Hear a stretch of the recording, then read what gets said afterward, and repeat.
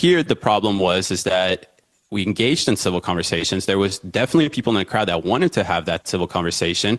But then a group of 20 women just showed up out of nowhere as we were ending our conversation with the second person and started to kind of heckle us. The heckling then turned into yelling at us when another group of 20, 30 students arrived. And this all happened within a minute. And we realized quickly that we do have an issue here because we can, one, no longer have a civil debate with anybody that wants to have that debate. But two, it was becoming a little bit, you could see that I don't want to say that it was violent at that moment, but you could see that it was starting to gradually get worse and worse. And when again, from just being like, oh my God, what are they doing here? Get off our campus, right? To actually yelling at us. And that gradually got worse and worse by the minute, right? We started to see more and more students show up. When you're in the minute, you don't know what's going on, but I would roughly say there was a group of 150 students that showed up within a few minutes after the first original group got there. And at that point, we're surrounded fully. Cops are around us. Our one private security guard is overwhelmed, can't really do much. And we start getting the threats. This is where I don't use these things lightly. I never throw around the word racism or anti-Semitic because I feel like it's overused and you shouldn't use it lightly. But we started to receive actual threats. And again, I never overuse this, but racist threats, right? Saying, white boy, you don't want to be here in 5 minutes when I get back with that thing, right? And you got to understand, I don't take these threats lightly in situations where, as you can see, a group of a lot of people starts to surround us relatively very quick. I've been to a lot of protests, very well organized protests. Never have I seen a protest or whatever this is form this quick, even the most paid, professionally organized protest. And at some point, somebody charged at me. I don't want to say charged, but took a couple steps with a screwdriver that he raised up from what I thought was his jacket. I'll tell you why I thought in a second, and put it over his head and kind of went towards me. I took a couple steps back, went inside the circle of cops, and that's when I let my crew know we have to get off campus immediately. Before that, I let the cop know. I said, hey, watch this individual. He has a screwdriver in his hand. He just put it back in his jacket.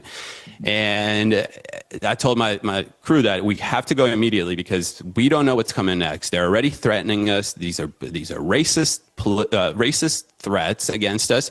And now they're also starting to pull out tools, and I don't want to be there whenever they pull another tool out.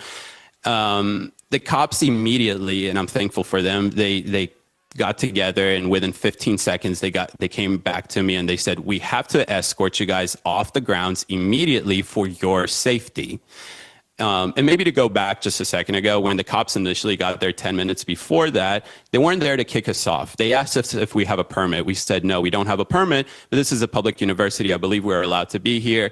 And then I asked them, it's on camera, you can hear it, are we being kicked out? The cop said, no, let me reach out to my supervisor and figure out where you guys should be, if this is the appropriate place. Let's figure out what's going on. So the cops weren't removing us off the grounds. The cops weren't, telling us that we're trespassing. That's another misconception that I see online. The cops were actively trying to figure out what can we do to host this event and where are we properly allowed to be. But how quick things escalated within those 10 minutes, the cops realized that regardless of where they put us, the amount of protection that we're going to get, a mob was inciting violence against us, to the point of where now there's a tool in the crowd that can be used to do anything against us. So the cops on themselves reached a conclusion that they have to escort us for our own safety. They took us to my car, which was parked about 7-minute walk away at the entrance of the school. And a group of 150 people, this is on my Instagram Live, so everybody can go see it. It's not edited whatsoever, marched behind us, screaming the most disgusting things ever in the name of Black Power. That's what makes it worse. I don't want to repeat the comments that I was getting, but you can only imagine what I was getting. We finally arrived in my car. Before we arrived in my car, I told the cop that there's no way that we can allow these people to get into the parking lot because I won't be able to get out. I don't want them to see my license plate. I don't want anything. The cops were so overwhelmed. There's probably 10 cops, including our private security, 11 people there that are there to try and hold back 150 people, and they can't do that. And I just want to express that what pisses me off the most is that the statement from the school that this was professional and respectful manner. It's crazy. We got to my car, and obviously we were just swarmed around. They were banging on my car. They were keying my car. They were damaging my car. There's, I don't even know how much thousands of dollars worth of damage there is on my car, throwing things at my car, banging on my car, trying to break our windows. We finally managed to pull out of my parking spot. We make it to the one-lane road to get out of the actual parking area there. And what do? The person in front of me stops. The person on the other lane stops right next to them and blocks us in. You can hear it on our Instagram Live and a couple of videos we made afterwards. They wanted us off campus. They chased us off campus, and now they're blocking us to stay on campus grounds. Why, Jason? We know why. We know exactly what these people wanted to do. And if there was no cops, no security, we know exactly what they would have wanted to do. And the craziest thing to me about this is that I was there to destroy the stereotypes. I had a great conversation with this young lady. She told me, she said, hey, we are DEI, so you want to just ban us? And I said, no. I'm DEI. I should be allowed on this campus. And she said, no, you're racist. And I said, why am I racist? And she said, because of the MAGA hat that you have on.